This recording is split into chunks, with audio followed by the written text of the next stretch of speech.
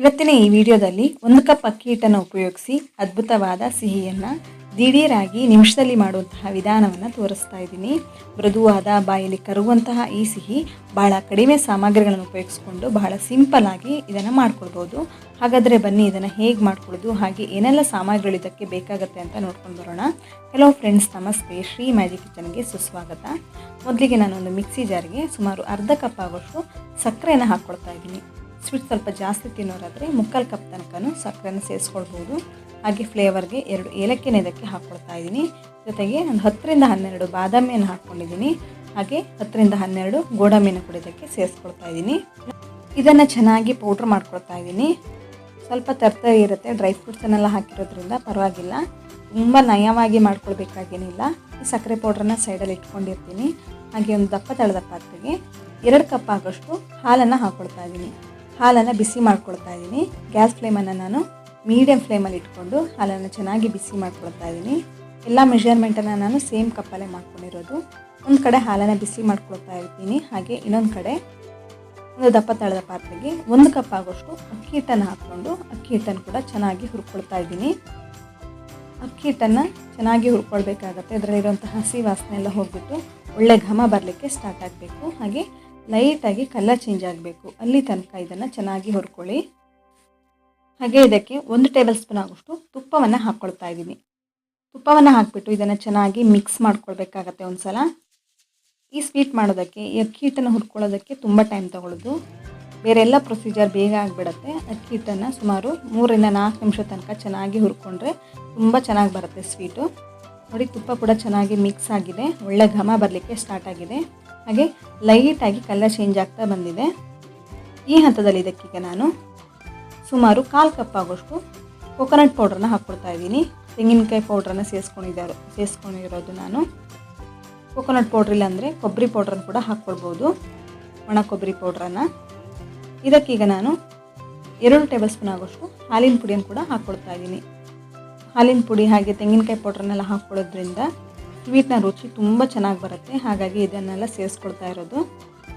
ಹಾಲಿನ ಪುಡಿ ಇಲ್ಲ ಅಂದರೆ ಸ್ಕಿಪ್ ಕೂಡ ಮಾಡ್ಕೊಳ್ಬೋದು, ಬಟ್ ಹಾಕ್ಕೊಂಡ್ರೆ ತುಂಬ ಚೆನ್ನಾಗಿರುತ್ತೆ. ಹಾಕ್ಬಿಟ್ಟು ಚೆನ್ನಾಗಿ ಮಿಕ್ಸ್ ಮಾಡ್ಕೊಳ್ಳಿ. ಹಾಲಿನ ಪುಡಿಯನ್ನು ಹಾಕ್ಬಿಟ್ಟು ಜಾಸ್ತಿ ಹೊತ್ತೇನು ಹುರ್ಕೊಳ್ಬೇಕಾಗೇನಿಲ್ಲ. ಇದನ್ನು ಹಾಗೆ ಸೈಡಲ್ಲಿ ಇಟ್ಕೊಂಡಿರ್ತೀನಿ, ಚೆನ್ನಾಗಿ ಹುರ್ಕೊಂಡಿರೋದನ್ನು. ಹಾಲು ಕೂಡ ಚೆನ್ನಾಗಿ ಕಾದಿದೆ. 3 ರಿಂದ 4 ಸಲ ಚೆನ್ನಾಗಿ ಕುದಿ ಬರ್ತಾ ಇದೆ. 3-4 ಸಲ ಕುದಿ ಬಂದರೆ ಸಾಕಾಗುತ್ತೆ, ಹಾಲು ಚೆನ್ನಾಗಿ ಕಾದಿರುತ್ತೆ. ಇದಕ್ಕೀಗ ನಾನು ಸ್ವಲ್ಪ ಫುಡ್ ಕಲರನ್ನು ಹಾಕ್ಕೊಳ್ತಾ ಇದ್ದೀನಿ.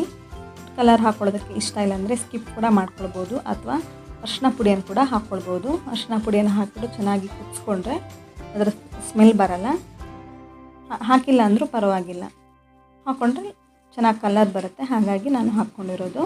ಈ ರೀತಿ ಚೆನ್ನಾಗಿ ಕುದಿಸ್ಕೊಳ್ಳಿ. 1-2 ಸಲ ಚೆನ್ನಾಗಿ ಕುದಿಸ್ಕೊಂಡ್ರೆ ಕರೆಕ್ಟಾಗಿ ಆಗುತ್ತೆ. ಈಗ ಮೊದಲಿಗೆ ರೆಡಿ ಮಾಡ್ಕೊಂಡಿರೋಂತಹ ಸಕ್ಕರೆ ಪೌಡ್ರನ್ನು ಸೇರಿಸ್ಕೊಳ್ತಾ ಇದ್ದೀನಿ. ಹಾಕ್ಬಿಟ್ಟು ಒಂದು ಸಲ ಚೆನ್ನಾಗಿ ಮಿಕ್ಸ್ ಮಾಡ್ಕೊಳ್ಳಿ. ಈ ರೀತಿ ಚೆನ್ನಾಗಿ ಕುದೀತಾ ಇದೆ. ಈ ರೀತಿ ಕುದಿಲಿಕ್ಕೆ ಸ್ಟಾರ್ಟ್ ಆದ ನಂತರ ಮೊದಲಿಗೆ ರೆಡಿ ಮಾಡ್ಕೊಂಡು ಇಟ್ಕೊಂಡಿರೋಂತಹ ಅಕ್ಕಿ ಹಿಟ್ಟನ್ನು ಹಾಕ್ಕೊಳ್ತಾ ಇದ್ದೀನಿ. ಹುರ್ಕೊಂಡಿರೋಂತಹ ಅಕ್ಕಿ ಹಿಟ್ಟನ್ನು ಹಾಕ್ಕೊಳ್ತಾ ಇದ್ದೀನಿ. ಮೊದಲಿಗೆ ಸ್ವಲ್ಪ ಅಕ್ಕಿ ಹಿಟ್ಟನ್ನು ಹಾಕ್ಬಿಟ್ಟು ಚೆನ್ನಾಗಿ ಒಂದು ಸಲ ಮಿಕ್ಸ್ ಮಾಡ್ಕೊಳ್ಳಿ. ಹಾಗೆ ಒಂದು ಸಲ ಮಿಕ್ಸ್ ಮಾಡ್ಕೊಂಡ ನಂತರ ಇನ್ನುಳಿದ ಹಿಟ್ಟನ್ನು ಹಾಕ್ಕೊಳ್ಬೋದು. ಒಂದೇ ಸಲ ಪೂರ್ತಿ ಹಾಕ್ಕೊಂಡ್ರೆ ಬೇಗನೆ ಗಂಟು ಆಗಿಬಿಡುತ್ತೆ, ಮಿಕ್ಸ್ ಮಾಡ್ಕೊಳ್ಳೋಕ್ಕೆ ಆಗಲ್ಲ. ಹಾಗಾಗಿ ಸ್ವಲ್ಪ ಹಾಕ್ಕೊಳ್ತಾ ಚೆನ್ನಾಗಿ ಮಿಕ್ಸ್ ಮಾಡ್ಕೊಳ್ತಾ ಬರೋದ್ರಿಂದ ಗಂಟುಗಳಾಗಲ್ಲ. ಹಾಗೆ ಚೆನ್ನಾಗಿ ಕೂಡ ಮಿಕ್ಸ್ ಕೂಡ ಆಗುತ್ತೆ. ಈ ರೀತಿ ಚೆನ್ನಾಗಿ ಒಂದು ಸಲ ಮಿಕ್ಸ್ ಮಾಡ್ಕೊಳ್ಳಿ. ಅಕ್ಕಿ ಹಿಟ್ಟನ್ನು ಹಾಕಿಬಿಟ್ಟು 1 ನಿಮಿಷದೊಳಗೆ ಗ್ಯಾಸ್ ಫ್ಲೇಮನ್ನು ಆಫ್ ಮಾಡ್ಕೊಳ್ಬೋದು. ಕೂಡಲೇ ಗಟ್ಟಿಯಾಗಿಬಿಡುತ್ತೆ, ಕಾಣಿಸ್ತಿರ್ಬೋದು. ನಾನೀಗ ಗ್ಯಾಸ್ ಫ್ಲೇಮನ್ನು ಕೂಡ ಆಫ್ ಮಾಡ್ಕೊಂಡಿದ್ದೀನಿ. ಇದೇ ಬಿಸಿಯಲ್ಲಿ ಚೆನ್ನಾಗಿ ಮಿಕ್ಸ್ ಮಾಡಿಕೊಂಡು ಸಾಕಾಗತ್ತೆ. ಅಕ್ಕಿ ಹಿಟ್ಟನ್ನು ಹುರ್ಕೊಂಡಿರೋದ್ರಿಂದ ಚೆನ್ನಾಗಿ ಬೆಂದಿರುತ್ತೆ, ಅದರ ಹಸಿ ವಾಸನೆ ಎಲ್ಲ ಹೋಗಿರುತ್ತೆ. ನೋಡಿ, ಈ ರೀತಿ ಇದನ್ನು ತೆಗೆದು ಗ್ಯಾಸ್ ಫ್ಲೇಮನ್ನು ಆಫ್ ಮಾಡ್ಕೊಂಡಿದ್ದಾಗಿದೆ. ಇದನ್ನು ಈಗ ನಾನು ಇಳಿಸ್ತಾ ಇದ್ದೀನಿ. ಇಳಿಸ್ಬಿಟ್ಟು ಒಂದು ಪ್ಲೇಟ್ಗೆ ಹಾಕ್ಕೊಳ್ತಾ ಇದ್ದೀನಿ. ಗ್ಯಾಸಿಂದ ಇಳಿಸ್ಬಿಟ್ಟು ಪ್ಲೇಟ್ಗೆ ಹಾಕಿದ ನಂತರ ಕೂಡಲೇ ಮುಟ್ಟಲಿಕ್ಕೆ ಹೋಗಬಾರ್ದು, ಯಾಕೆಂದರೆ ತುಂಬ ಬಿಸಿ ಇರೋದ್ರಿಂದ ಮುಟ್ಟೋದಕ್ಕೆ ಆಗಲ್ಲ. ಸ್ವಲ್ಪ ಹೊತ್ತಿನ ನಂತರ ಒಂದು 2 ನಿಮಿಷದ ನಂತರ ಈ ರೀತಿ ಮುದ್ದೆ ರೀತಿ ಮಾಡಿಕೊಂಡ್ರೆ ಆಗುತ್ತೆ. ಸ್ವಲ್ಪ ಬಿಸಿ ಬಿಸಿ ಇರುವಾಗಲೇ ಚೆನ್ನಾಗಿ ಒಂದು ಮುದ್ದೆ ರೀತಿ ಮಾಡ್ಕೊಳ್ಳಿ. ಕ್ಲೀನಾಗಿ ಒಂದು ಮುದ್ದೆ ರೀತಿ ಆದ ನಂತರ ಇದನ್ನು ನೀವು ಯಾವ ಶೇಪಲ್ಲಿ ಬೇಕಾದರೂ ರೆಡಿ ಮಾಡ್ಕೊಳ್ಬೋದು. ಕೈಗೆ ಸ್ವಲ್ಪ ತುಪ್ಪ ಸವರ್ಕೊಂಡು ನಿಂಬೆಹಣ್ಣಿನ ಗಾತ್ರದಷ್ಟು ಮಿಶ್ರಣವನ್ನು ತೊಗೊಂಡು ಈ ರೀತಿ ಒಂದು ಉಂಡೆ ರೀತಿ ಮಾಡ್ಕೊಳ್ತಾ ಇದ್ದೀನಿ. ಚಿಕ್ಕದಾಗಿರುವಂಥ ಉಂಡೆ ಮಾಡಿಕೊಂಡು ನೋಡಿ, ಈ ರೀತಿ ಮಾಡಿಕೊಂಡು ಇದನ್ನು ನಾನು ಶೇಪ್ ಕೊಟ್ಕೊಳ್ತಾ ಇದ್ದೀನಿ. ಈ ರೀತಿ ಫ್ಲ್ಯಾಟ್ ಮಾಡ್ಕೊಳ್ಬೋದು, ನೀವು ಕೈಯಲ್ಲಿ ಮಾಡಿಬಿಟ್ಟು ಪೇಡ ರೀತಿಯ ಒಂದು ಶೇಪನ್ನು ಇದಕ್ಕೆ ಕೊಟ್ಕೊಳ್ಬೋದು. ನಿಮಗೆ ಯಾವ ರೀತಿ ಶೇಪ್ ಕೊಡೋದಕ್ಕೆ ಮನಸ್ಸಿದೆಯೋ ಆ ರೀತಿ ಶೇಪ್ ಕೂಡ ಕೊಟ್ಕೊಳ್ಬೋದು. ಇಂಥದ್ದೇ ಶೇಪ್ ಕೊಡಬೇಕಂತಲೂ ಏನಿಲ್ಲ.